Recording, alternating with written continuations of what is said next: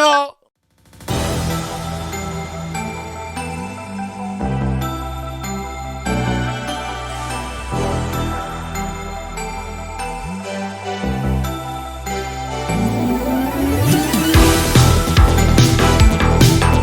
Welcome back to another great episode of Security Halt Podcast. As always, I'm your host, Vinny. And today I have with me an amazing human being, not just a veteran or an actor, but an amazing human being in person, a genuine person, Vinny Rocco Vargas.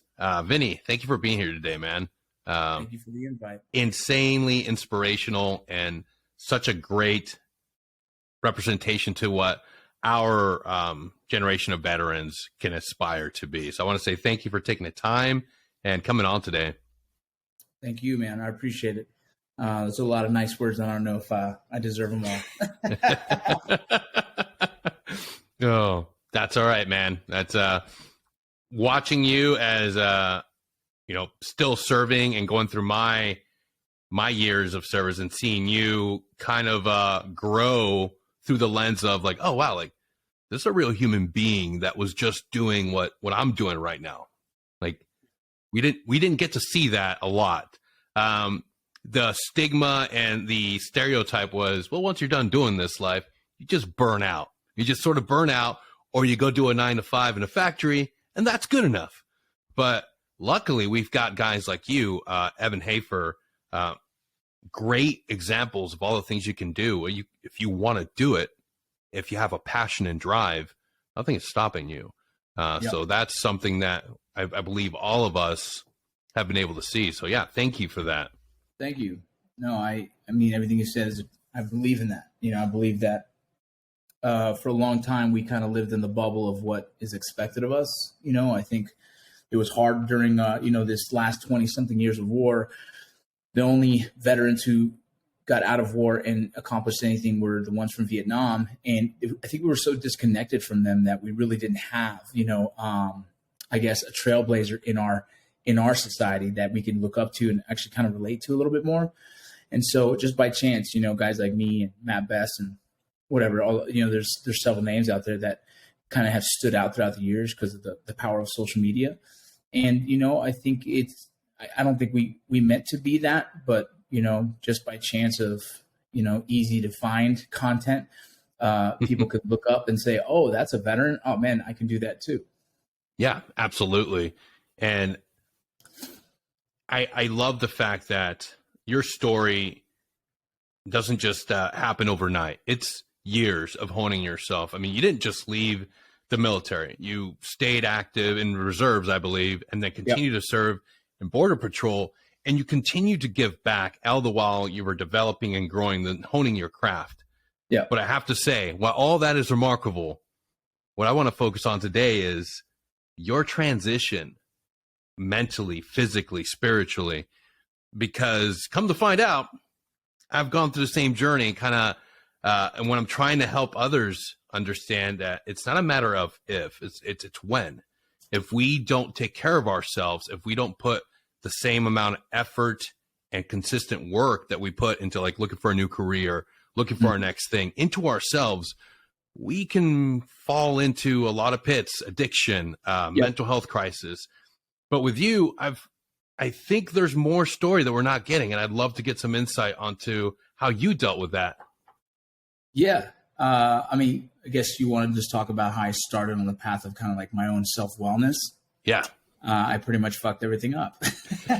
Same here.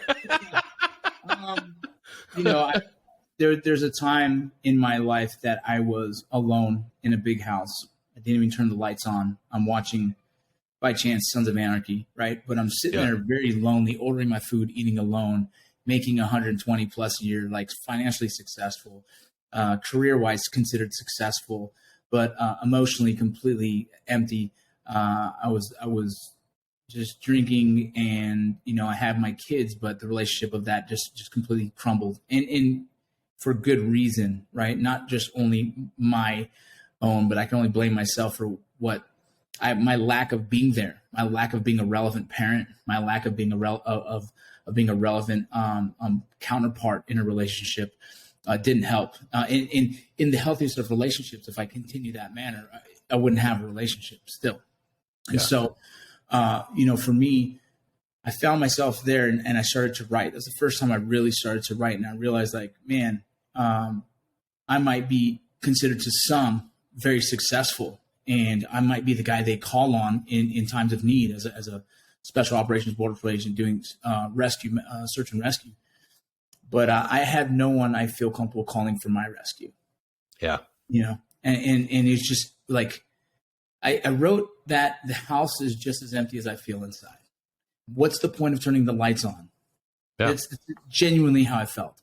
And it was the reality of my situation. What I've worked so hard for in my career field, I've lost everything else that really, to me, now I find what really matters in life, right? What is happiness? And a chase that I've chased for so many years, and now I feel very confident I know what that is, right? But it took losing everything. And the most important thing to me was my kids, but I didn't know how to represent that. I really didn't understand that, like, oh, just because I'm paying the bills, that makes me a good dad, right? And I felt really confident with that. I felt very comfortable, like it's like you got food in your mouth, you got shoes in your feet, you got a roof over your head. Like, yeah, you're fine. Yeah. I've met the requirements of a dad because that's how we grew up. Right. And I went through the divorce, and like I said, it was a good thing. It was a healthy thing for me because there was nothing healthy about the situation. And the drive to pick up my kids, I became the custodial parent for whatever reasons I don't even go into. I became the custodial parent, and on the drive from El Paso back to San Antonio, I've told the story before where I go to we're playing music and we're laughing and joking, and it's the first time they've seen the human version of dad. Yeah. Right? The first time they've seen a guy who is carefree, joking, making fun of them. They're making fun of me. We're all laughing together because the guy they knew just paid bills and was the enforcer, right? Yeah. Use your manners. Don't talk back. Do this. And so as I'm joking with them and laughing, my daughter, she turned to me and she goes, "Dad, you're really funny." And that was a long 8 hours of sitting there, letting that soak in, and how much it bothered me. Well, I was in a place in my life where I knew I needed help, and I knew I wasn't happy, and I needed to figure that out. And that one sentence kind of broke everything. It was like, man, my kids don't even know who the fuck I am.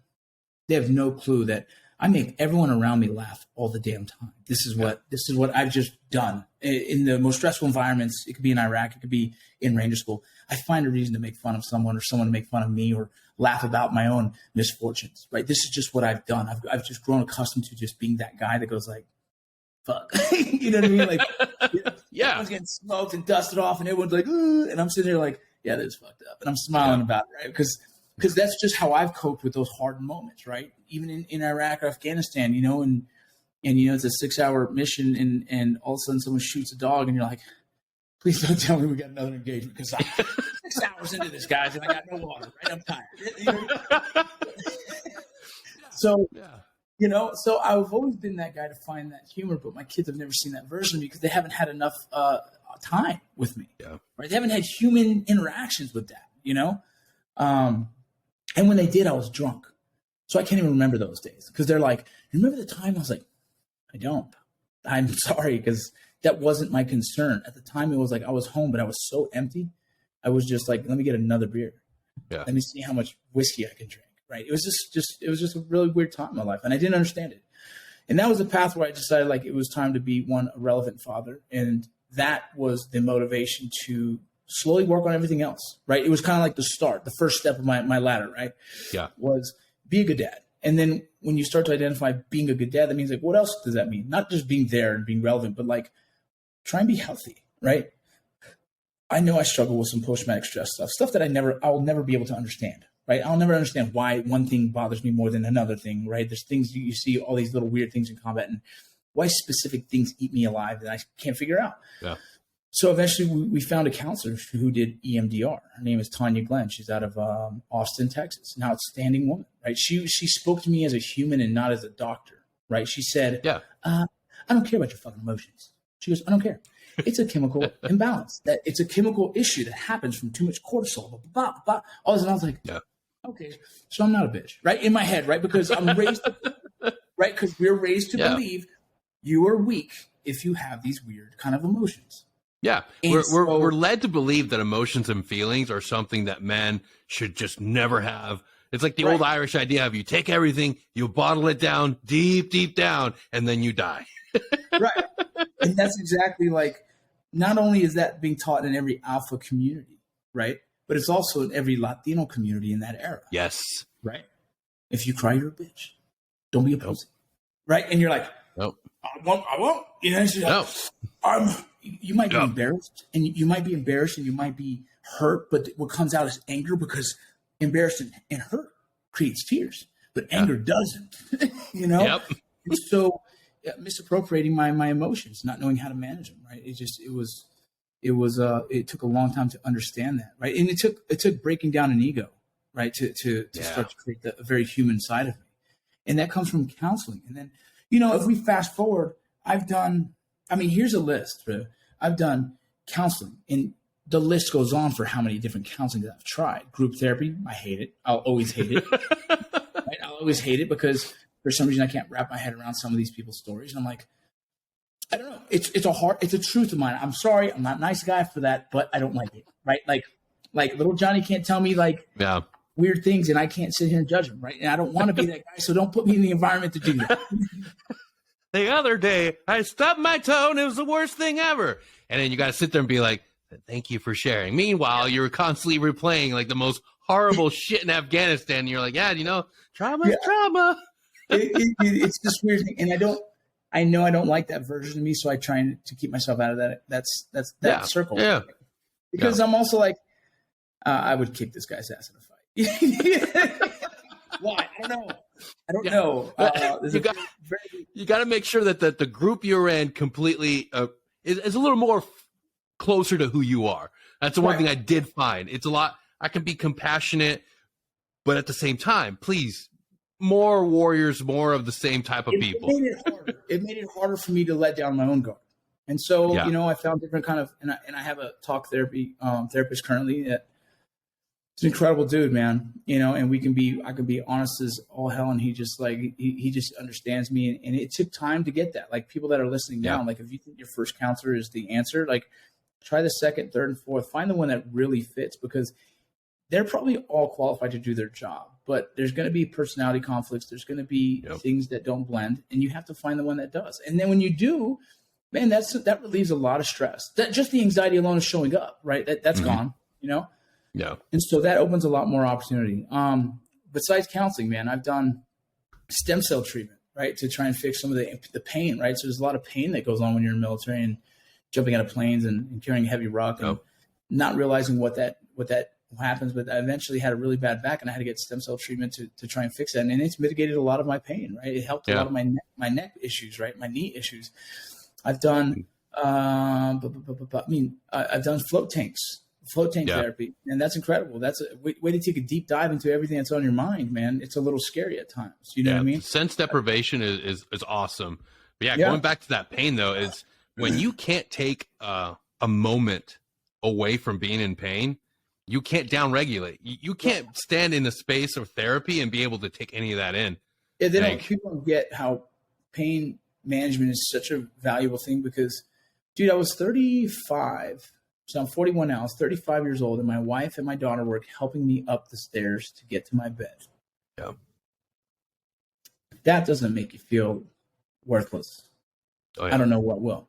And when you feel worthless, when you feel worthless, it's like, well, what am I even doing here? I'm actually causing more pain in their lives, because they have to. My wife was putting my pants and my socks on every morning as a 35-year-old dude. There's no way she married for that, right? Oh, exactly. She'll do it. Yeah. But you can't tell me that she didn't also want to maybe go to the gym together. You know what I mean? Yeah. Or something, right?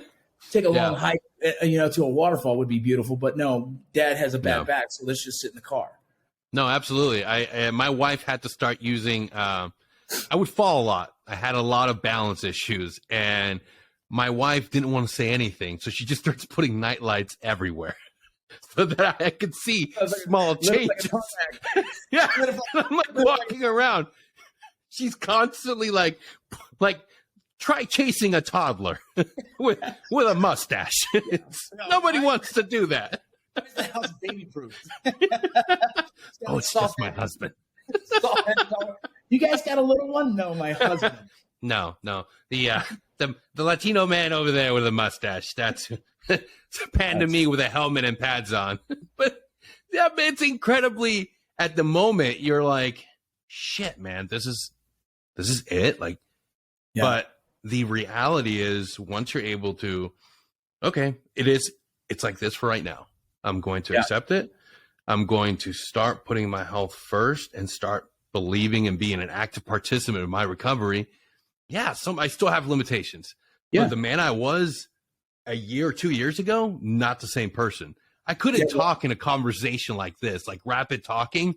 Yeah. The cloud and cognitive limitations were just like, please let me form my thoughts first and let's engage. That sounds like the first time I smoked weed. I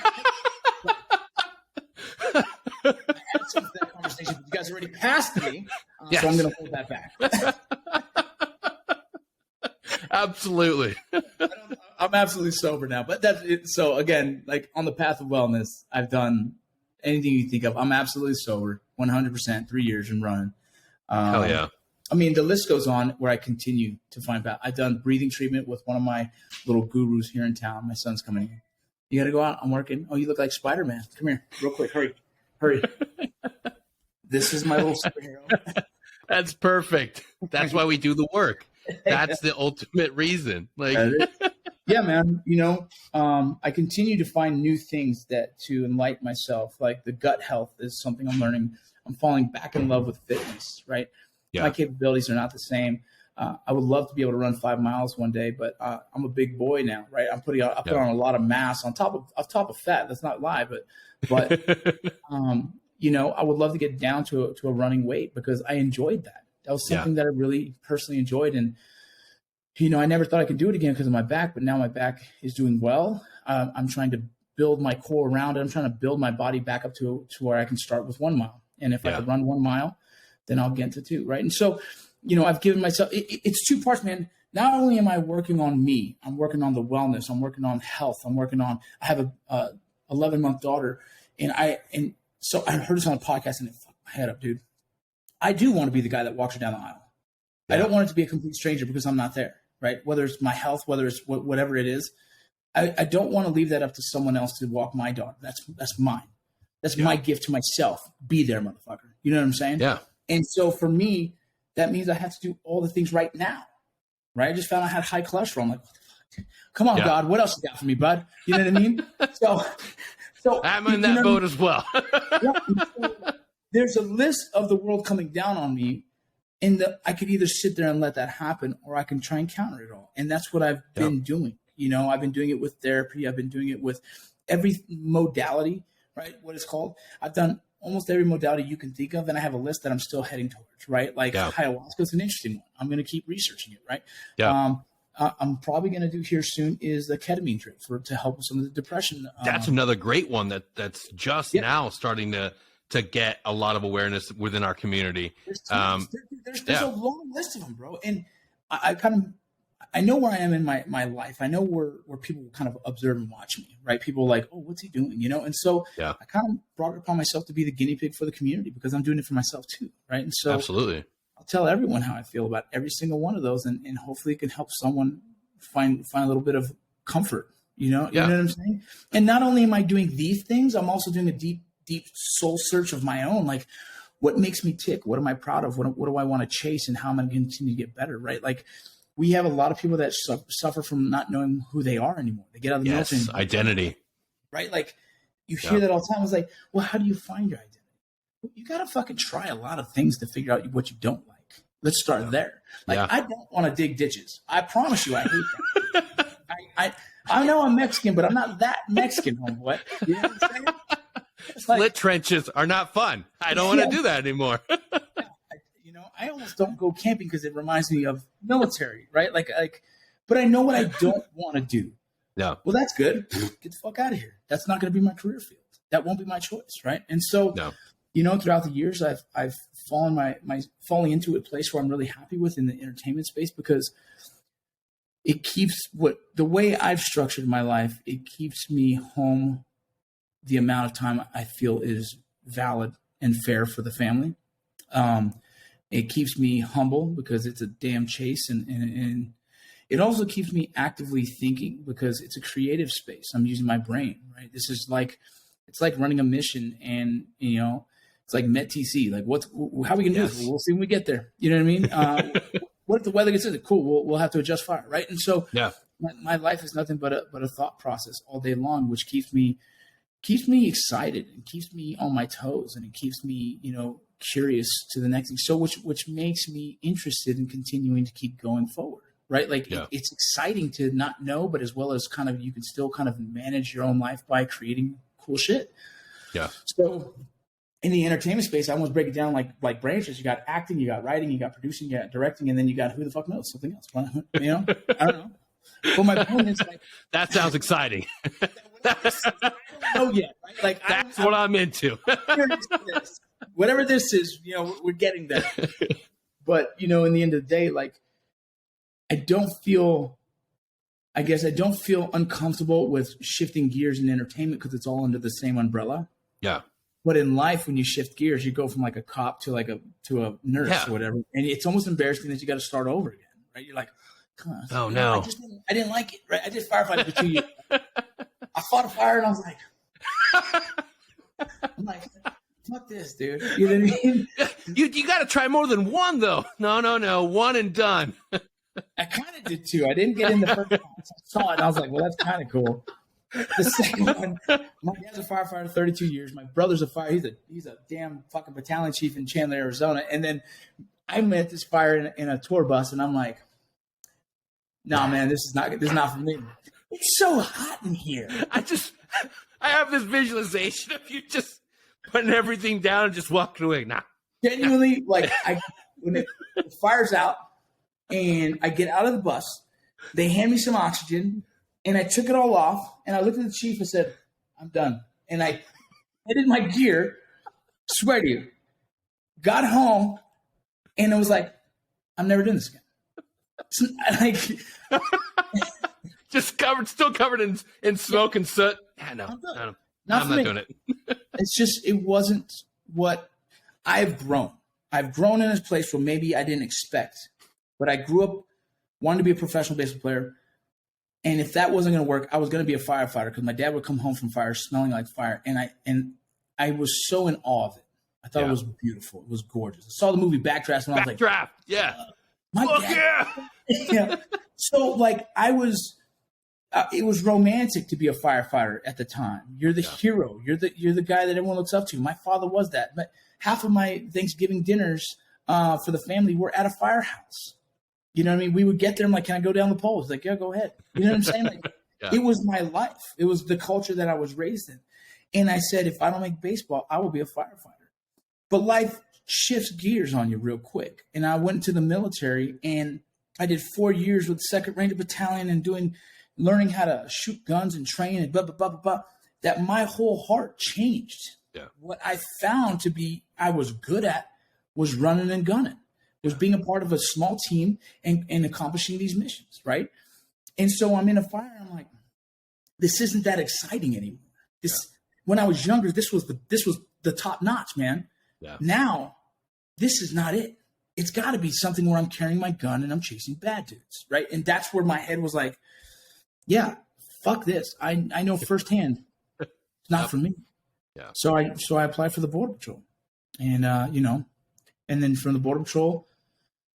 It's weird how I transitioned to acting, and I was still in a bad place as a border patrol agent. I remember this. Here, why I knew I needed more work, right? Why I needed to heal.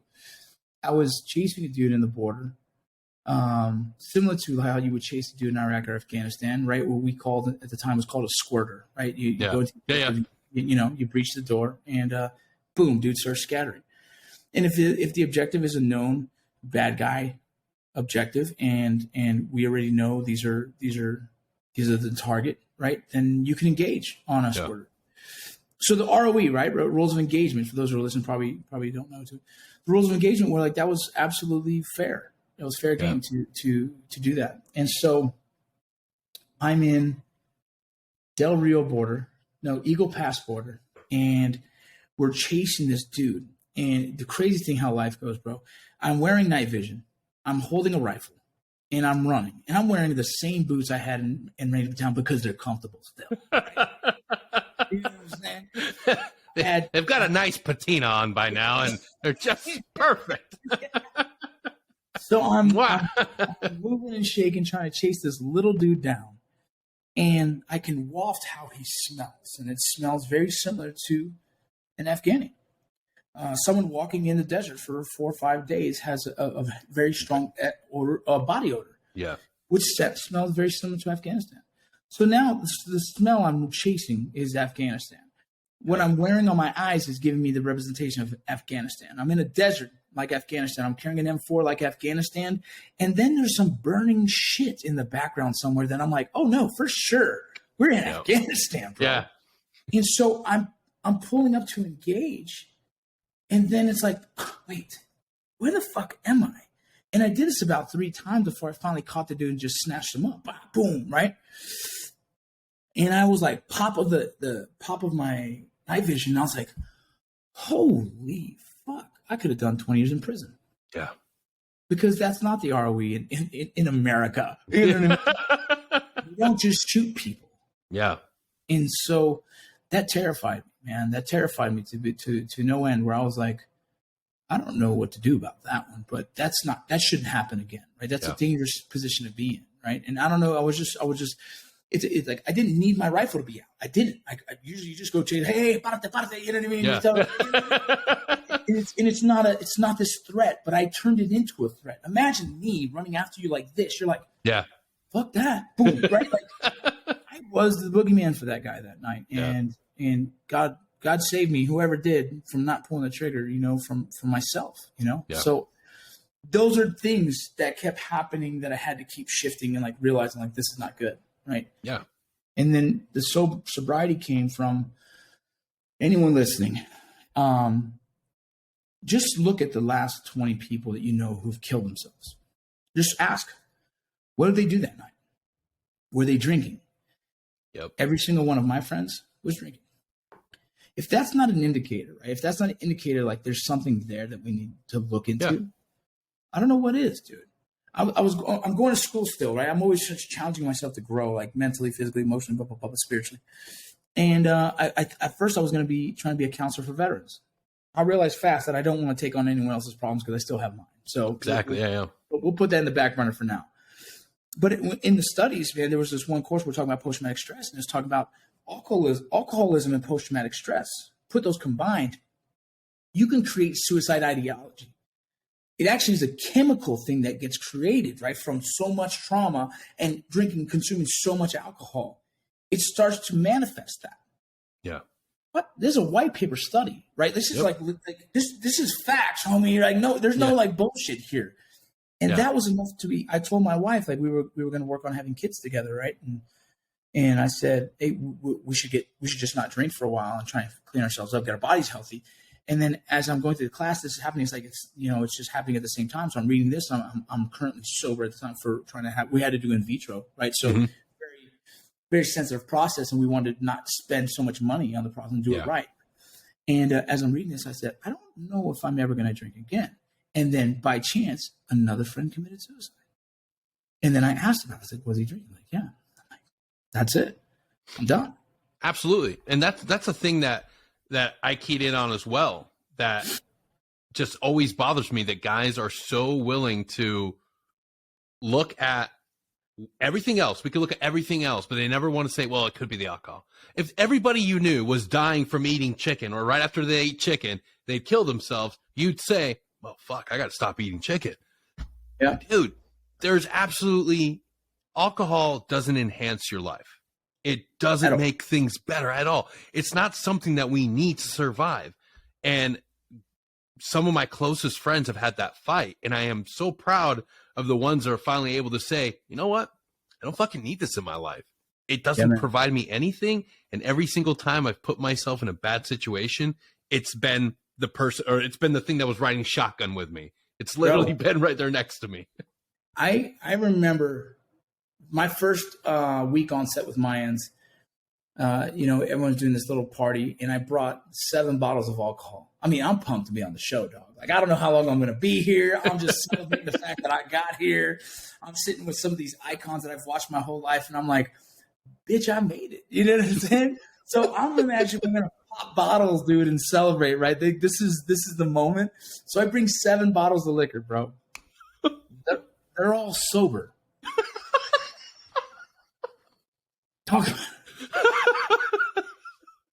Talk about awkward, dude. I'm making a good impression. I'm like, hey, and then I realized real fast, man. That, I had a lot of growing to do, man. And the way I saw alcohol was so different from them. And I also kind of still judge them. I'm like, what are you guys so weak about? You need to be sober. No, bro. I can't even believe I thought that, dude. It was weird.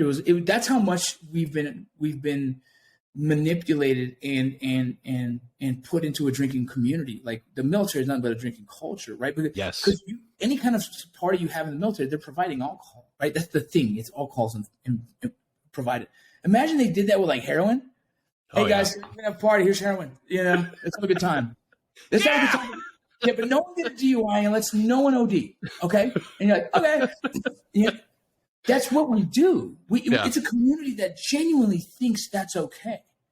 Yeah. And you're not going to change their mind, bro. You're not going to, at the highest levels, you will not change people's minds. And that's fine.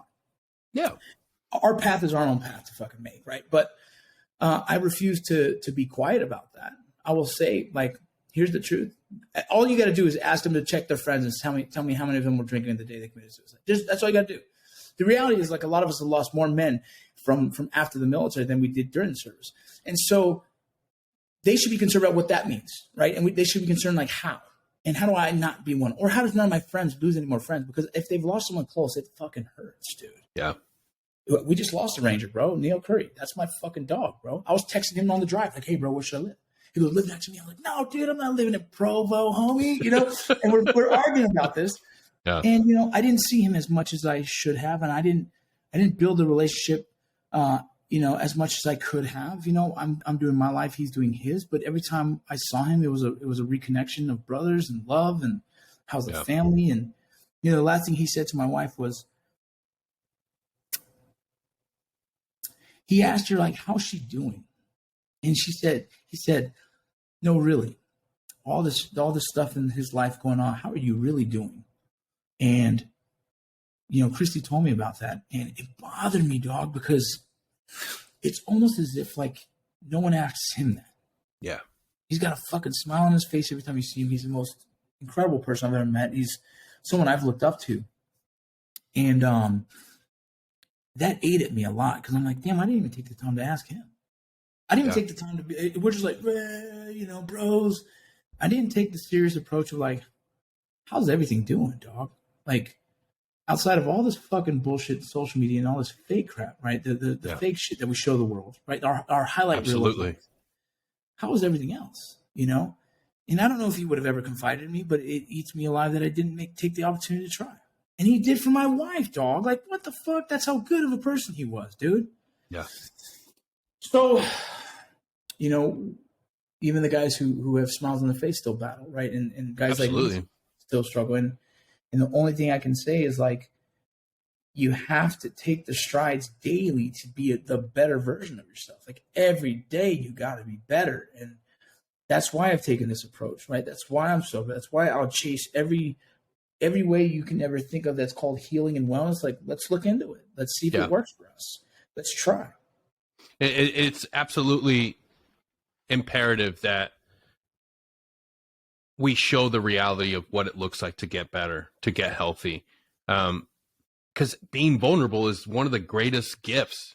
That's one of the greatest tools you could have in showing somebody the reality of getting healthy. And it's not fun. Take it from me. I don't mind being that vulnerable leader and showing you all the horrible stuff, because there's also all the great stuff. There's also all the great healing. But it really, what it boils down to is, when I was at my worst, I couldn't see anybody else because everybody else was still wearing their mask.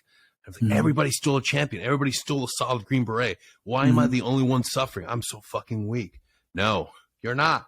If you're listening right now and that's you right now, you're not weak. You're not a piece of shit. You're somebody that's a real human being and you're struggling and it's okay. And others are not comfortable showing that they're in pain right now. But if you need somebody, reach out to the people you love and care about, because they'll take a knee with you and they'll say, hey, guess what? I'm not doing that good either. Let's together, let's go get help. That's one of the greatest things about this community is if you're willing to take a knee with somebody and hey man, how's it really going? I'm sucking, bro. It's the truest statement is that if you ask everyone, we all want to be happy, but we're all dealing with our own shit. Yes. Everyone has shit. It's like when someone's really willing to tell you, they're going to be like, yeah, me too. Me too. And then you're like, oh, well, I'm not alone. Like, no, dude, you're not alone, right? Like, I don't care how tough you think you are, how bad is your career, or how insignificant your career was, because there's another side of that. Guys are like, they live in the sense of, I wish I did more, I should have done more. Like, what you did is what you did, bro. What you did is what you did, right? But you still got to find a way to be happy with it and content with it, right? I wish I went Delta. I didn't stay 4 extra years for that, right? Okay, I won't hold my hat on that too long. I don't care, whatever, right?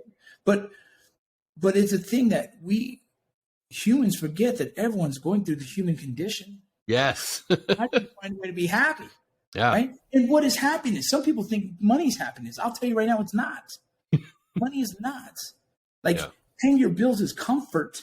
It feels good, but you still got to deal with life. You still got to wake up and manage life. I still got to raise my kids and try and be a good mentor for them. I still got to worry about making me healthy for them. I still got to make sure I'm a good husband for my wife, and my wife's got to worry about being a good wife for me, and she's got to work on her health. Like, dude, there's a list of things that will never stop. Like the grind will never stop. That's it. It will never stop. And so you better be comfortable with that process. And you better find value in the process, because the happiness that I get now, what I define as happiness in my life, is seeing my kids' little success, right? Yeah. It might be happiness for fucking 10 minutes as we celebrate the win of a football game. Yeah. That moment I hold with me for a long, long time. Like, fuck yeah. Because the culmination of things led to that moment. Dad being home, dad coaching, dad pushing, dad, and so all the hardness of dad having to work, dad having to pay bills, dad having to mentor, like all that hard shit boils down to this one moment that I was actually there at the time, and I was relevant, and I coached, and I helped, and I mentored, and I was the backstop when they were weak and they were feeling not themselves. Yeah. And then the win, the smile on the fucking kid's face, that smile of like, hell yeah, we won. That moment for him might only last him 5-10 minutes, but it lasts forever for me. Like, that is why I do it. All this hurt, pain, and suffering to that moment is like worth it. Next, do it again. Do it again. And that's like, we have to see life that way, because I think people are still looking for the movie, the happy ending from a movie, the fake reality that we see on social media. This happiness is 20 million followers and driving a Bugatti or whatever the fuck. Like, is it? Because I drive a Toyota Camry. I'm pretty fucking happy, homie. Yeah. Because I realize it's not about any of that. No. I got to be healthy.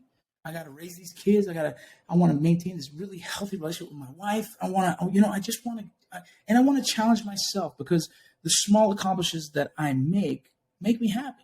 I feel like there's value in what I do, and there's value in my life, and there's purpose, right? And that purpose is to continue to strive to be more.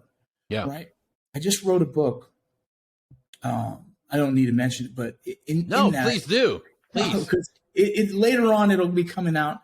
But in writing that book, I had to. I wrote my memoir as a border patrol agent, is what I wrote. Nice. Because I think it's a story that needs to be told, right? I think it's valuable. Absolutely. And the hard answer I had to answer was people saying, "But you're Mexican and you're a border patrol agent. Don't you think you're turning your back on your people?" And that's like, it's an ignorant comment, but it's someone who's uneducated on the whole understanding of the process, right? What America is and what it stands for. And I said, like, my belief of that is my grandmother came here for a reason. She believed in the opportunity that America could present for itself. Yeah. My mother maintained that. Who the fuck am I to turn my back on the two people who gave me this opportunity, put me in the position I am in, right? my mother was poor. My grandmother was worse off. My mother made a big decision to move to LA and do more for herself, or else she would have been stuck into the cycle of living in a small community, Yep. working at a cannery, and pretty much dying in the same community in poverty, right? Because some people just didn't want more for themselves, and that's fine, whatever the fuck you want. But my mother put us in a position, a social economic position that was better than her, and I would be a big asshole if I didn't strive to do more out of respect to her. And that's how I see it. Like, I serve America. I did it overseas, and I'll continue to do so here. And so I serve the Border Patrol. And then when that question gets hit with me by every illegal immigrant, every immigrant that came across that was like mad at me for doing my job and saying, "Hi, ¿qué pasó, Vargas?" I'm like, "What, dog? Yeah. What? I'm doing my job." Because I don't know who out of this group of people is going to potential threat to my own kids at some point. I don't know. And I also know there's a law that I have to enforce based on the politics, whether I believe in them or not. And so I do my job, right? And I also uphold what my family came here in the first place for, is the power of what America still stands for, is opportunity. You know what I mean? There's guys online that'll say, "Oh, yeah, turn your back on your people." I say, you say that in America while so fucking weird. That's such. Well, but they say that in America. They're sitting in a computer in America, saying it in English, and you're like, "How what?" That's an interesting comment from a guy who's sitting in America speaking English, right? Because if you didn't like what we have for you, you wouldn't be here, right? If this land didn't give you the opportunity, so now you're turning your back on the own place that's giving you what you have now, the fucking internet, homeboy. Enjoy it. It's a weird thing. So I felt it was important for me to write this book and talk about that. And in the same sense of like, in that context of like, my mom strived to do more, I want to strive to do more, and I continue to strive to do more, right? Like, I didn't put a boundary on how far I can reach. There is no boundary on how much money I can make, right? There's no boundary on how successful I can be, right? There's none. Some people give themselves that. That's their own thing. I don't have that. For some reason, I've never had that, right? No one said, "You can't be an Army Ranger." I said, "What's the hardest thing you got that I qualify for? Army Ranger? Fuck it. Boom." And that's what I did. And the same thing in the prison. I became a SORT team member. And the same thing in the Border Patrol. I became a special operations medic. No.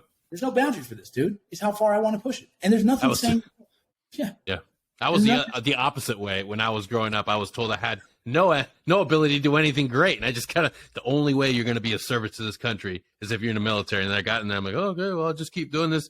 And then you realize, like, "Oh, these guys kind of suck. So I'll just keep doing harder stuff." And like, "Yeah, you're in." I was like, "All right, well, this sucks. And those guys don't suck. So I'm going to go try that over there." And then you make it, and it's just like, wow, like, maybe I do have something. Maybe I do have what it takes to succeed. Dude, I didn't know nothing about myself until I passed RIP, right? Yeah. Ranger and Doctrinal Program. I had no idea what I can do. I remember in basic training, I was like, "The fuck am I doing here?" You know what I mean? And then you get to airborne, you're like, "All right, whatever. I got a paycheck and hanging out with other boys, whatever." Then you get to RIP, and they're crushing your soul, right? And you're sitting there like, "Do I really deserve this? Like, do I need to put myself through this? What's the light at the end of the tunnel?" And they're like, they're like 3-4 months, and with the special operation, I'm like, "All right, fine." So then halfway through, I'm in a ruck, I'm rucking, and I'm in front, right? There's like maybe two dudes in front of me, and I'm like, "Fuck, I'm pretty good at this, aren't I?" Yeah. And they're like, "Oh, we'll keep going," and that's at Ranger School, and I get distinguished honor graduate Ranger School, right? The fucking William O. Darby Award. Really luck, right? Really luck, right? I didn't piss off enough people is what it was, right? And then you're like sitting in front of everyone, and my dad's like, "What the fuck?" I'm like, "I don't know, Dad. I guess I'm pretty good at this shit too," That's how I felt in 18 Bravo course till I got to mortars, and it was like, "Dear God, let me pass." Don't get me wrong. Every academic test, if there was a written test, I failed it the first time. I was like, I said, "Mom, I'm probably coming home." I don't know if my old instructor from the weapons course would ever hear this. I still remember when that man walked over to me before we got into mortars, and he hands me a supplemental math book, and he's like, "You're gonna need this." I'm like, so funny. Oh, fuck. Yeah. But here I am. Damn it, I made it to be a warrant officer. So You know, there's not a lot of math besides budgeting and fiscal responsibility, but no one ever looks at the money. They haven't figured it out yet, at least. Yeah, man. So it's like in all this is I continue to believe there is no boundary for how far I can go. I chose that the entertainment space currently right now is what the mission is. And I believe there's a lot of value I can give to the community by being able to tell stories that relate to us. And so I chose this muse, right? Acting has been a form of therapy for me as well, right? And so as I continue to look for more answers and healing myself and my friends, you know, I chose to do it in this field, and others do it in law enforcement, others do it in the military, so others do it wherever. And so, you know, this is where I chose my path to be. And, you know, I won't stop learning about myself, and I won't stop finding answers. Please don't, because one thing that there's a misconception where if you succeed, people are like, well, now it's your obligation to always bring people up. And it's like, okay, no, you succeed. And by you succeeding and putting yourself out there, you're giving everybody else that understanding of, if he can do it, I can do it. Absolutely. What's so different from him? If he can do it, I can do it. That's the thing I realized that was powerful about being a good representation of being a good Green Beret, and going back and working with your support guys and being able to look at your uplift kids and inspire somebody like, fuck, Chief's awesome. If he can do this, I can do that. I can do it. I can go after that. I don't need to skew the test, and I don't need to, like, you know, do anything but live an authentic life and show you that you can do it. If not, achieve more. Yeah. And that's what we need to focus on, instead of this idea that, well, you know, if you make it, you're obligated. No, dude. No. Yeah. I can do whatever I can to make, you know, the right people and help them out. But no, by virtue, by succeeding and showing that I can make it, I'm showing a whole line of people that are just like me that it can be done. And we don't have to accept some dead end job at a fucking cheesecake factory or a fucking factory work that we don't need to be in. It doesn't give us any true understanding of who we are or our purpose. And that's like the one thing I'm seeing. It's like this. If you can't do more, okay, that's fine. But if you can, why aren't you? Yeah. That's like, why not? Like, what are you afraid of? What are you scared of? Hard work? Shut the fuck up. You know what I mean? Like, you know, like, there's no reason not to. Do you want more comfort? Then work harder, right? Yep. Do more. Push yourself a little bit further, because comfort is a nice thing to have when you know, like, okay, the bills are paid. I have a little bit of extra money for whatever, my little things I enjoy, and I can do this for a long time. Sounds good. But if you're not there, get there. Find a way. There's not enough people that are willing to keep digging. And that's, I don't know. You can't teach that. I don't know how to teach that. I would hope that you can, but you know, that's why, like, music, writing, film, maybe that can inspire others. I don't know. Right. And I expose my life to the world, and I don't care. I try and be as open and honest as possible, because, you know, and I'm easy to reach. You reached out to me, and right away I reached out to you, like, because I want to be readily available to those who have questions and say, do the work. And half the time I just tell them, do the work. Like, I want to be an actor. Go be an actor. Go. I don't know. You know what I mean? It's like, I don't know what to say. Like the truth is, like, you need me to co-sign? I will. Go. Yeah. It's not easy. Yeah. I curse this damn career every day. Yeah, listen, let me tell you, here's an honest statement that most people probably watching don't know about me. And they're like, oh, he's on Mayans, right? I have been hired on one audition in my career, Mayans. I have not been hired close to 1,000. Yeah, that sucks, dude. Talk about it hitting in the nuts, right? You're like, well, am I even good enough to continue to do this? I don't know. I'm going to keep doing it. I'm going to keep trying. I'm going to keep trying to manifest that. I won't stop because of that, but it ain't easy. You know, I'm on Mayans because of right place, right time, the right look. Yeah. I was prepared for the opportunity. Absolutely.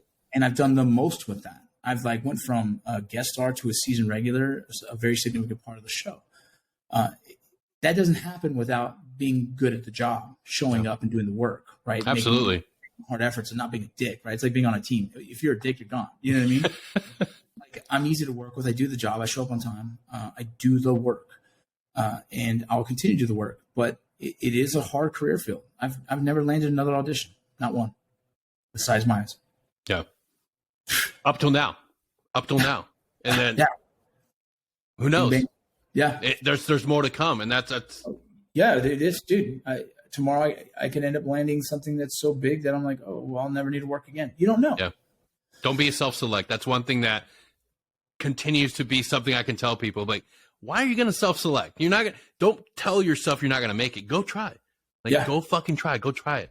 Oh, I don't know if I can make it. I don't know if I have a good enough idea to write a book. Fucking practice. Yeah. Practice. Write. 2 to 3 pages. Write. I write stuff and I put it out to the world because I stopped doing it for everyone else. I do it for me. Like, if you do it for you, be proud of that accomplishment of finishing a book or a song or whatever it is.